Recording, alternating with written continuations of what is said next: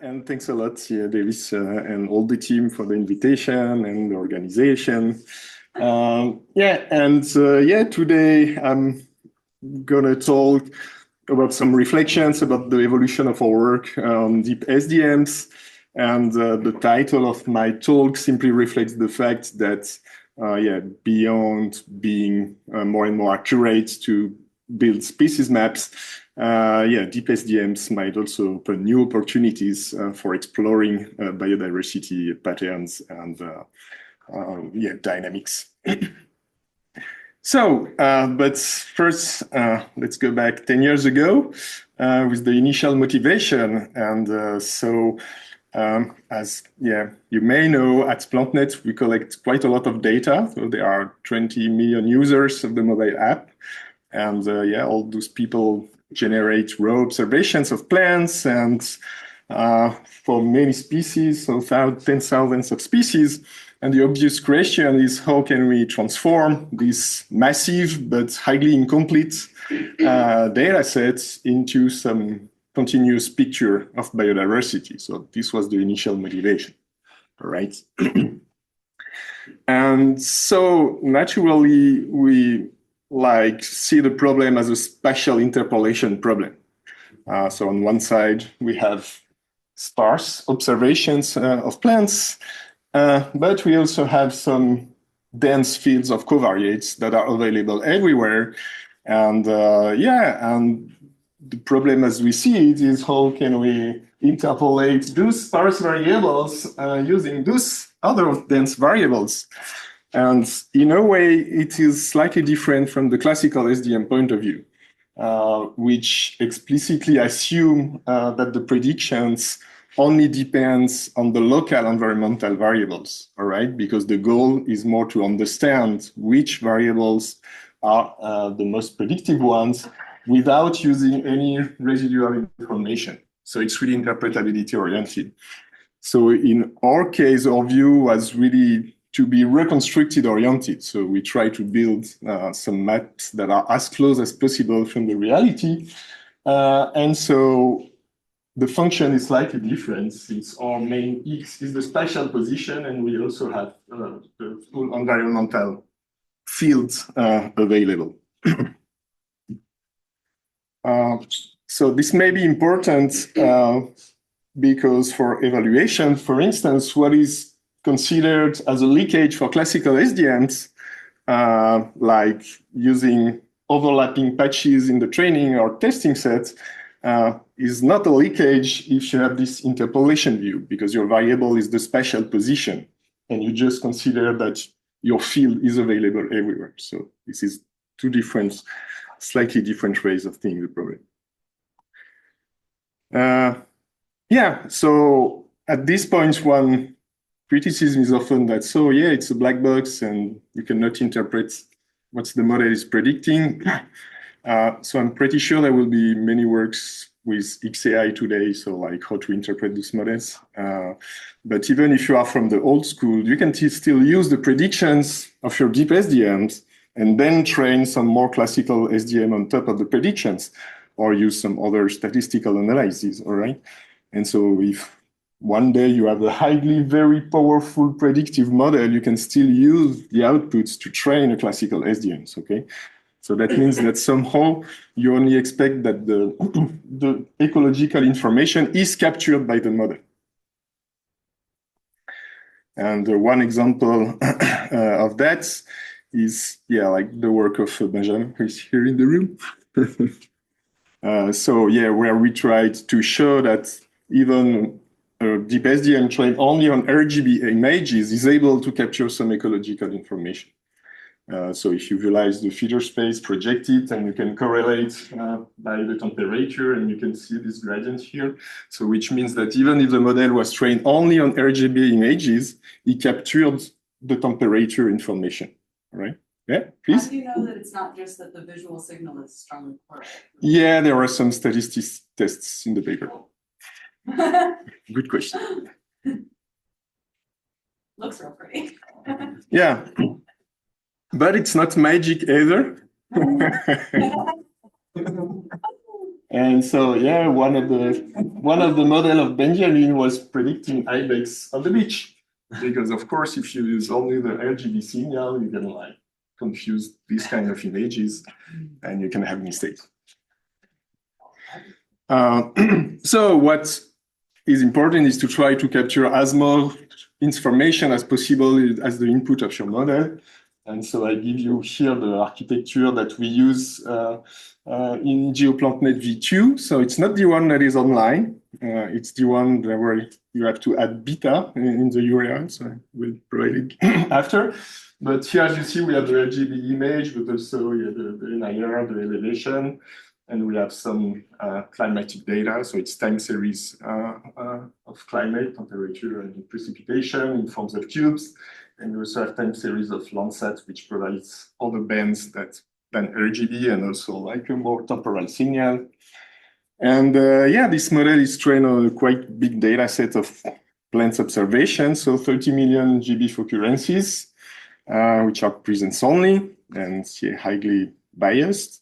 And 1.5 million surveys from the European Vegetation Archive, so which are botanical surveys by experts, and so which we can consider as presence-absence data, even if it's never perfect. And also the size of the plots change, so it's also heterogeneous, but more like a PA data.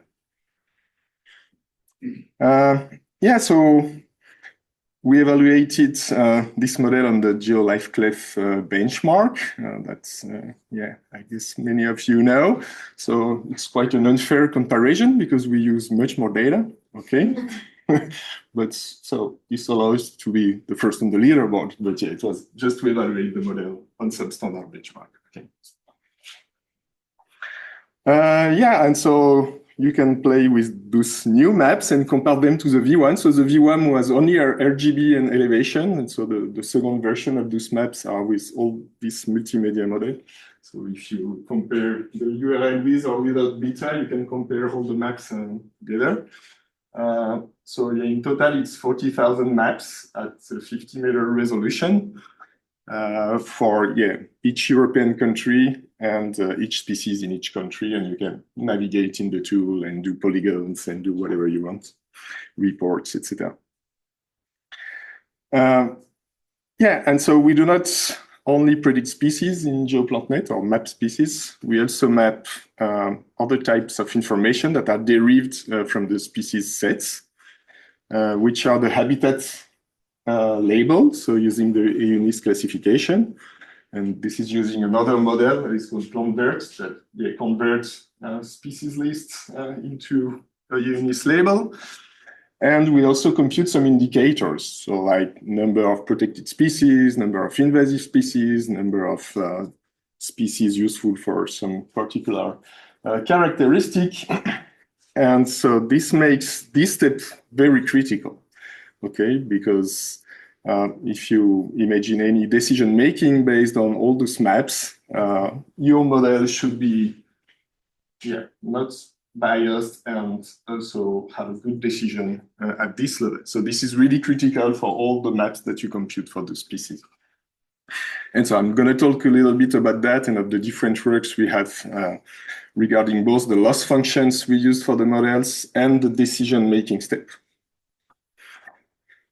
So regarding the loss functions, what we were doing in the very first DeepSDMS model was to use a single label cross entropy.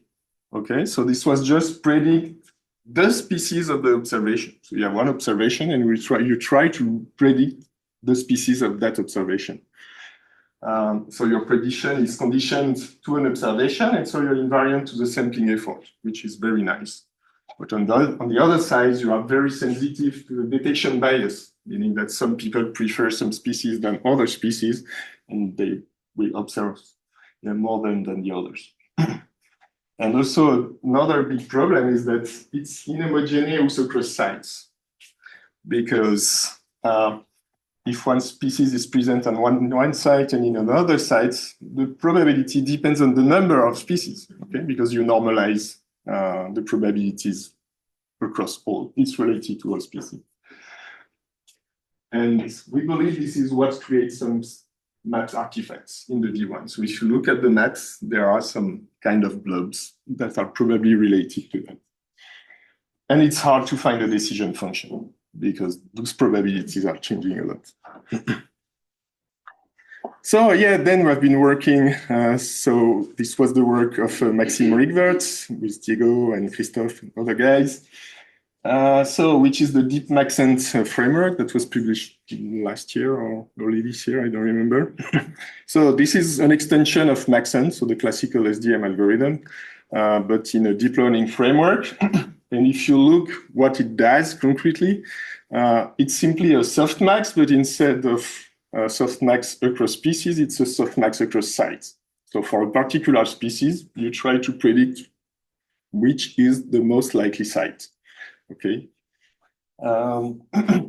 So in practice, it worked good for species-wide AUC. So meaning if you evaluate each species map independently, it's pretty good. That's what usually ecologists do. But on the other side, it's inhomogeneous across species. So the score it produces are not comparable between the species themselves. And if you want to compute indicators for a particular site, as we want to do, you cannot do it. Okay, you cannot directly compare the probabilities and have an homogeneous threshold or something like that. So there is no easy decision function. Please. Sorry, I keep asking you a question. Let me know if you don't want me to interrupt you. Yeah, no, that's fine. I mean, I'm not the timekeeper. So you said you're doing a softmax across sites, essentially? Yeah, if you look at what Maxent is doing, it's basically that. So then you have like also something weird about like generalist versus endemic species. Because there would be, if it's very likely to be in very many places, you would end up getting a low probability. Yeah, of course. Yeah, of course. Yeah.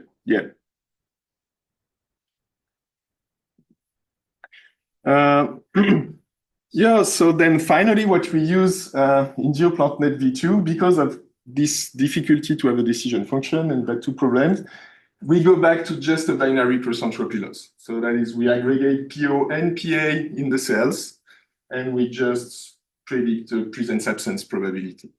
So the great advantage is that it's unbiased for PA data, and we have a lot, so 1.5 million, and so 0.20 presence. So I mean, it's almost equivalent in terms of information. It's highly interpretable. You can have easy decision function because it's presence probabilities and so on and so forth.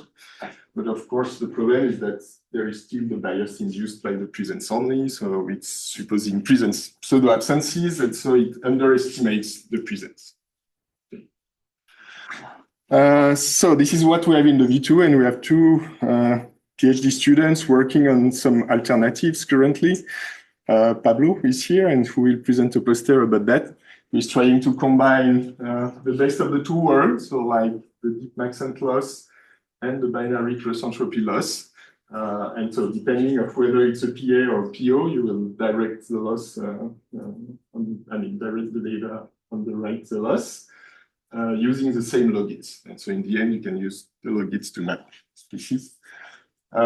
It's a good practical trade-off. The good point is that it has a better transferability to PA pore regions. That's really what we measure. But still, there is no real theoretical guarantee. I mean, you don't know really if you unbiased or not.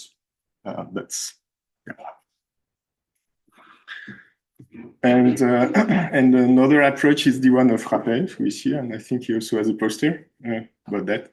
So it's more like teasers for them. So it's like site occupancy models, which are also classical models in ecology, but we also try to adapt to the deep learning framework. And so basically you model two probabilities, so the presence probability of the plants, but also the detection probability of the observer. So this is very clean, theoretically speaking. I mean, that's fine. One potential problem is the identifiability versus the number of visits. So you need a number of visits in a single place to estimate this detection probability. So far we use it more for species trends at broader levels than the maps I was talking about, but we don't know right now if it could also work well for GeoPlantNet applications. Yeah, so now that we have some nice probabilities, we still need, to make a decision based on that, and yeah, to compute the indicators and the number of species of a particular type and so on and so forth. And the impact of this decision function is often overlooked. And usually the best methods use additional data to calibrate a threshold or something like that. And this calibration, of course, depends on the user-defined utility function on the ground truth. So like, you can use F1 score or Jacquard or TSS or whatever you want. And so what we do in the PhD of Sébastien is here. So do you have a poster, Sébastien? Yeah, as well. Good. So I'm just wrapping up, as you see. So yeah, and so what we try is to maximize the expectation of the utility function over all possible predicted assemblages. Yeah, so to make it like more explicit, imagine you have predicted those presence absence probabilities, and imagine you do some Monte Carlo sampling in this distribution. You can test all possible assemblages, and you will find the one that maximizes the expectation of your utility function over all the sets. That's what Sébastien implemented. So the exact solution for any utility function is not tractable. So of course it's combinatorial, but you can find an exact solution in cubic time according to two assumptions. So the first one is that it only depends on true positives, false positives, true negatives, and false negatives, so which cover many metrics. And the other one that is more critical is that you have an independence hypothesis between the species, which is, yeah, like, that's life, but it works well in practice. Yeah, this is some experiments done by Sébastien. Yeah, I won't enter in the details, but yeah, he compared different existing techniques and some use calibration data. The advantage of Sébastien's method is that it's fully unsupervised, so you don't need calibration data. So that's the point. And yeah, and you also compare to a simple one that is just the expected richness. So since you estimate the probabilities, you can compute the expected richness and use it as the number of species to predict. And this works pretty well also, so it's really interesting. Yeah, so please talk with Sébastien if you want more details. And he also did the same experiments on other data sets, so like birds and reflexury data. Yeah, so now in all what we were talking up to now, the idea was that there is a single most likely assemblage in a given environment. But in practice, there might be several plausible assemblages. So this was one of the things we realized when we were working on this optimal set prediction. And yeah, this is something that is known. So even for a simple system with only lynxes and hares, it was shown, yeah, like 100 years ago, that you can have some cycles like that of populations. And so somehow you have different states. So you have states where there are only lynxes, states where there are only hares, and this can change. Okay, so for the same environment, you can measure different possible assemblages, even for a very simple system with two species. So imagine with 10,000 of species. Yeah, it's even more complex. And so here comes the title of my talk. So what we usually do is exploitation. So we are looking for the most likely assemblage in this distribution. And what we want to explore in the next part of my talk is how to explore the different modes of this distribution. Yeah, and so exploring means generating or exploring a distribution, a complex one. And yeah, of course, deep learning offers many solutions for that. And one of them is autoregressive models that are used a lot in languages. and that are very powerful. So yeah, you first predict a word of a sentence, and then you predict the words one by one, in a sequence. And each time you reuse the beginning of the sentence to predict the next token, so the next word. Okay, simply.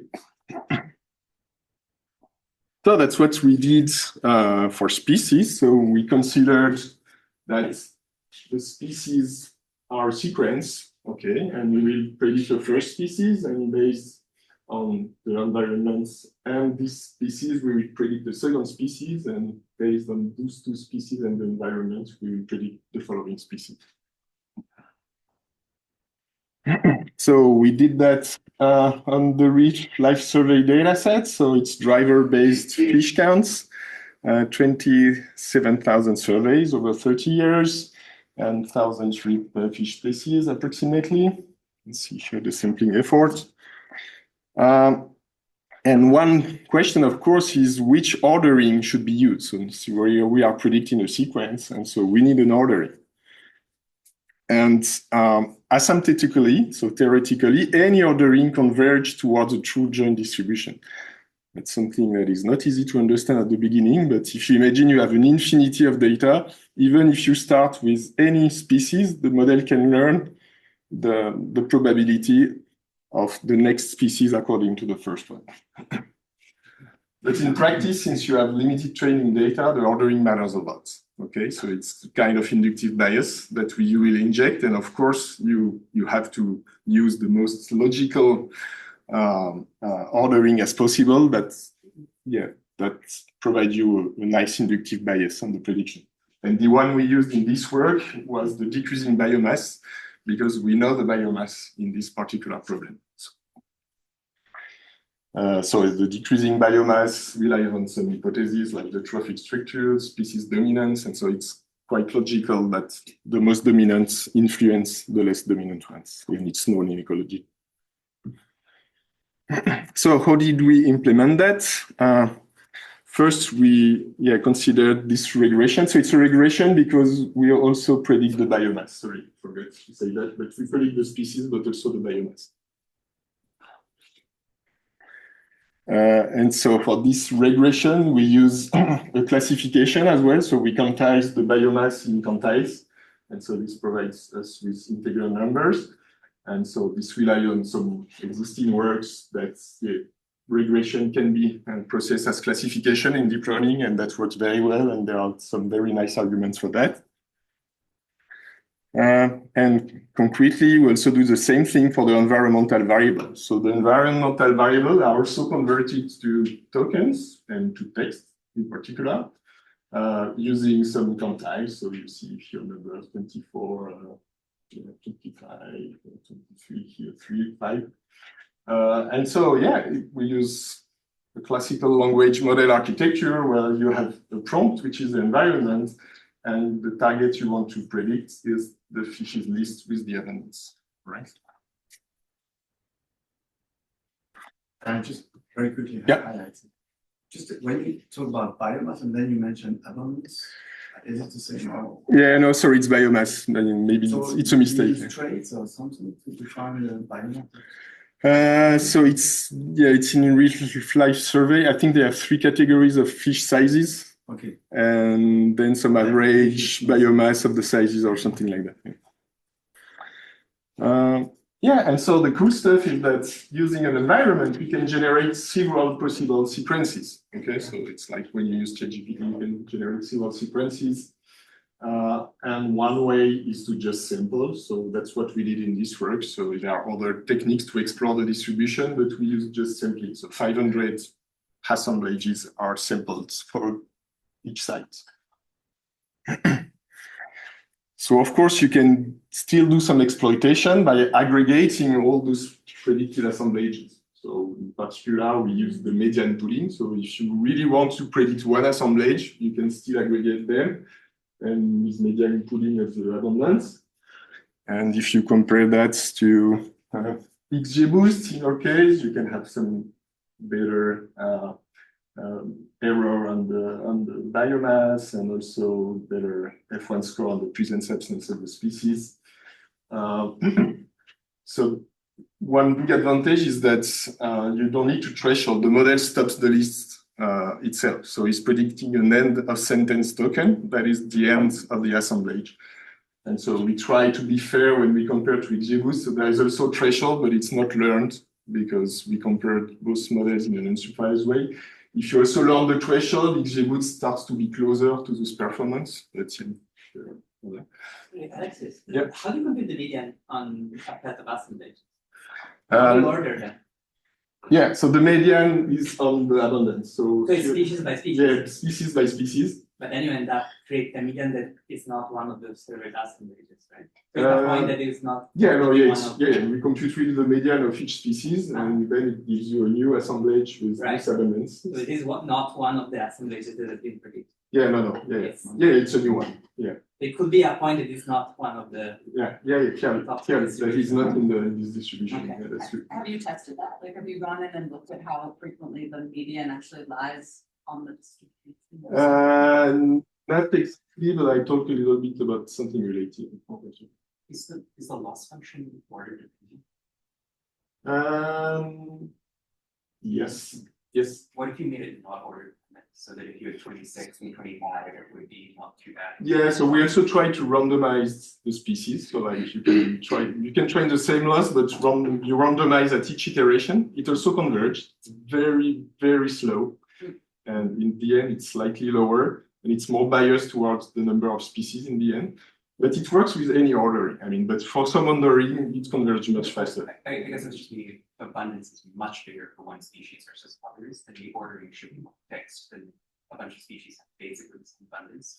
It doesn't really yeah, so the abundance are normalized by, I mean, it's quantiles of each species.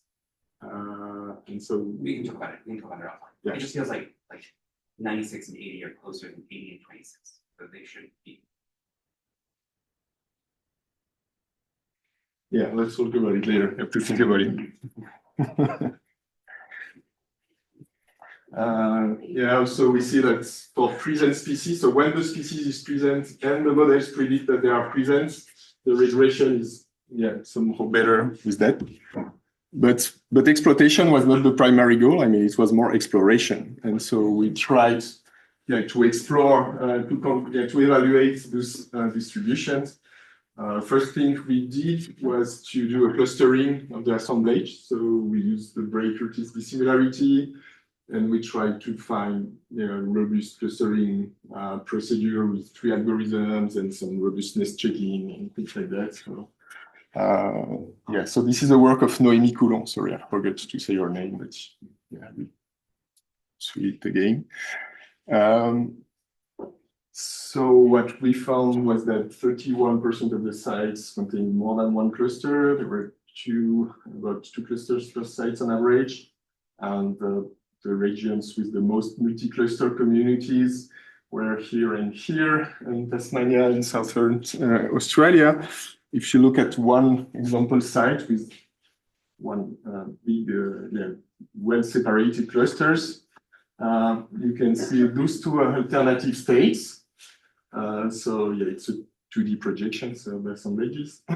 And so as you see, the observed one was here, so the very right in the cluster here, whereas the median is here. So that means that sometimes the observed assemblage might not be the most likely one, okay, because it could fit in one of the clusters. Then we tried to more look at the species in those assemblages. And so because we have this ordering, we can compute a directional co-occurrence matrix, so which is a co-occurrence matrix that's asymmetric. So it depends whether A is before B or B is before A. Okay, so it's asymmetric. And from that, if you normalized those counts, you can get a directional influence network. So whether it's more in this direction or this direction, and you can compute a net influence of species. So it's a score that gives you a quantified value of the influence of this species on all other species in all the assemblages. And and Noémie tried to develop a kind of conceptual view of that to determine the roles of species. So here you have this influence score, and here it's the cluster specificity, so which means whether the species is only in one cluster or in all the clusters. And yeah, so core species are the ones that are in one single cluster and with a very high influence.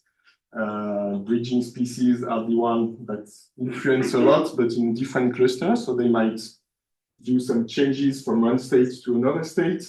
Some species are just neutral, and some are satellite, meaning they live maybe based on other species or conditioned to other species in the core, other core species. Yeah, if we go back to our site 29 example, the two clusters that we had, if you look at the species and what it means in terms of ecology, so one state really corresponds to an habitat characterized by macroalgae and seagrass beds, and the other states corresponds really to corals. Okay, so corals were not in the species because it's worker fishes.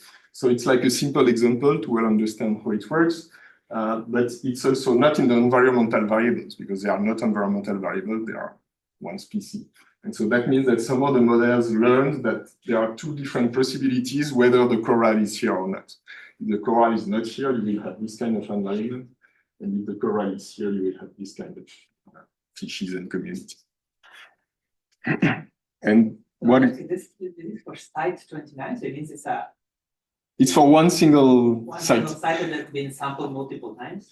And then you have all yeah, so these are all the predictions of the model. So this is only based on the generative okay, model. the model tends to generate situations where there is or there is no. Yeah, so the model generates the two different possible.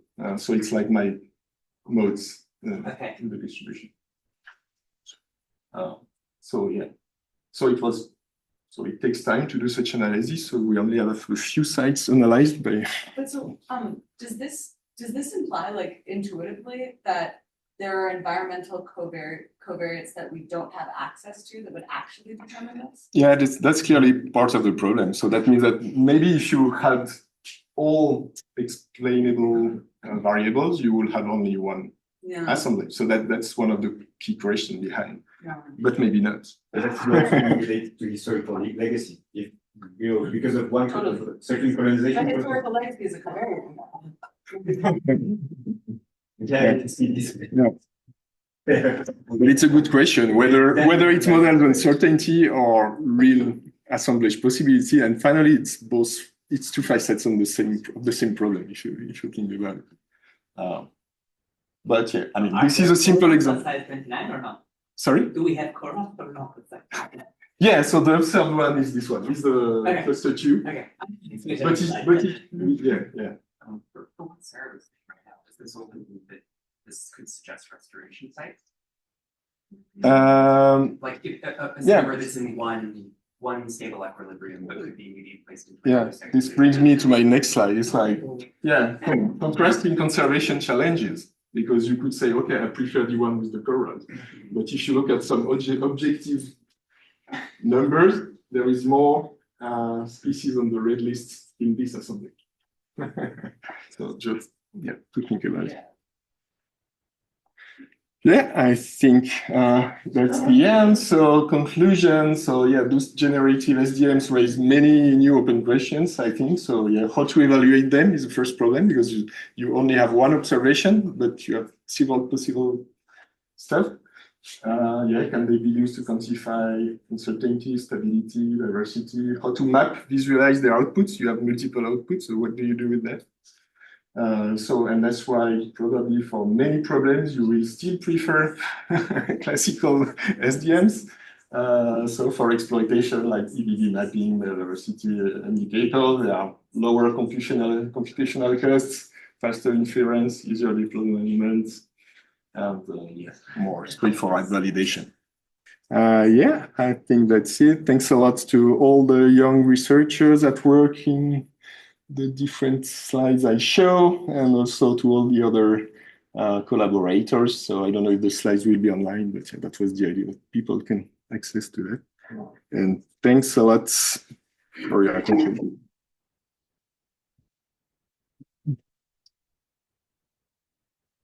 Thank you, Alexis. Wow, I didn't even say that, but yes, you have time for questions. Go on. Does it work? Like maybe you haven't tried it. Have you tried using a pre-trained like GPT model, and does it work for species? Or if you did, actually. Yeah, so actually I was not saying it, but this one was pre-trained, but we fine-tuned it. Okay. But it was pre-trained. If you don't pre-train it, it converges not that, it does not converge well. And one explanation we have is that simply the structure of the prompt is something the model knows. So like environment and then fishes, he knows that the hashtags provide some context that this is a part, this is another part. He knows what a number is and the ordering of the numbers. 25 is after 24, so all that kind of stuff. And on which model was it pre-trained? It's GPT-2. Opposite question. Do you know if you really have an advantage of using like an LLM for this instead of like a very simple autoregressive model just takes the variables like? Yeah, so that's what we are currently exploring. So Sebastian is working on that currently. So I don't think it's on his poster today because it's more on the. Okay, you have some results about it. Oh yeah, all right. And so it's also work with simpler model and larger one. So in this first work, the idea was to use a model that is here and not work on the architecture to have some first results. But of course, you could have simpler and better models. Yeah, thanks very much for the talk. It's super cool work. I had a question about the first part of the talk and the GeoLife play results. So I can't remember exactly what the scores were, but maybe it was something like 30% F1. I was wondering, is that a data set specific kind of limitation, or is there, scope for improving the scores, or what needs to be done to get higher scores? Yeah, evaluations. We will come to that. Yeah, so the data set is plots. The median area is like 100 meters squares. No, the average area, is 100 meters square, but often it's just quadrats. So that means you are trying to predict all species in a quadrat, but based on 50 meter predictors. And so clearly that's not ideal. So it's impossible to have 100% accuracy, of course, because the predictors are not matching with that. And currently we are asking those EVA guys to do some surveys based on the prediction. So they are revising the prediction in the field and we will try to build a new test set that is more appropriate. Okay, we had Antoine, and Chris, and then we go for coffee.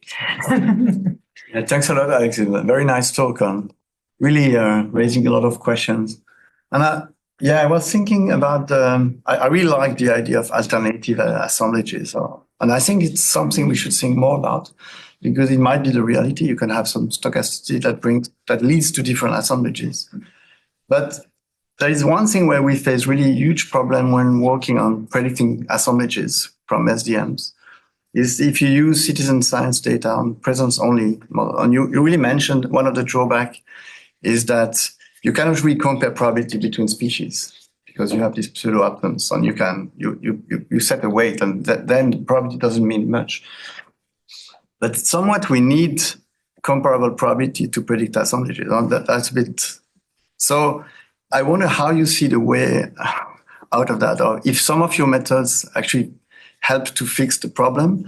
But just an example, you maybe know the probability ranking rule, that very simple one that we use with standard SDMs, where you predict the probabilities with presence absence, and then you can really rank the probabilities and use maybe an estimate of richness to get to the right number of species in your assemblage and to select actually the species that you will have. But it doesn't work with presence only. Probably are not comparable. So how to predict basically assemblages from presence only data?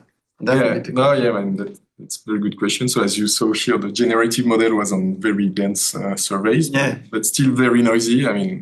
Even this data is it's biased towards the divers that see or not see the assemblage.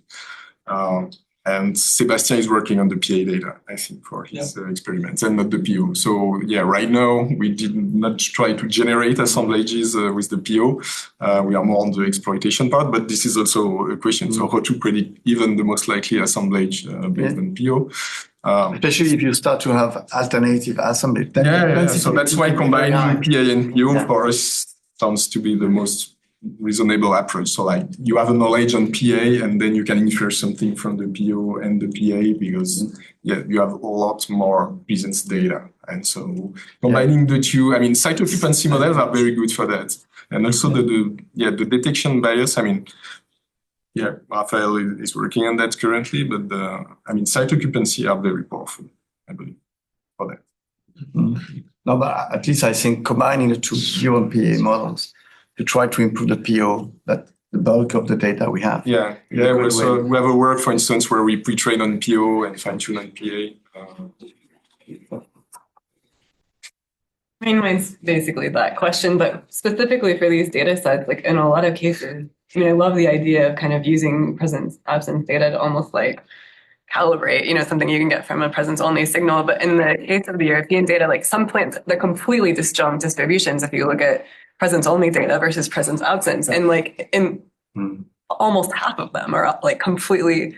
So in that case, it's like, it's not only about calibration, you're actually getting like a completely different signal. And I think there's a really good question here about if we're going to average that in some way, how do we do that? And when should we not do that? And like, it's kind of orthogonal because all those expert data are also biased by the sampling effort they choose. For instance, if it's quadrats, you have no trees. I mean, that's them, but that's the reality. And also, when we show the maps at those guys, so they complain about, cultivated plants predicted in urban environment. So we were asking them, so what should we predict in urban environment?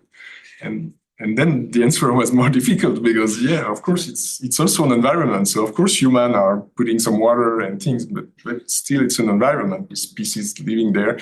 And so how could you make the difference between one that is growing naturally and it's not natural because you put some management efforts in your city. So but that's also explaining why it's orthogonal. Both data, I mean, it's really orthogonal. It's okay. Yes. For the reef life survey stuff, when you identify two clusters at a site, if you look at like the training data, do you see like the kind of distribution with the hares and the lynxes where for a period of time there's one sort of set of species dominating and then it switches, or is that? No, what we believe that if the model says it, probably it's in the data. So that's my first remark. But we did not try to really by hand find the nearest neighbors and try. But I'm pretty sure there is this kind of the same environment and different assemblages. But it's also because finally the environmental variables are not that rich. I mean, you have just a partial view of the environment. But there are also covariates that you don't have, like the history of poaching, for example, for the lynxes might be super important in the sequence. Okay, thanks a lot. That was very good. Let's clap for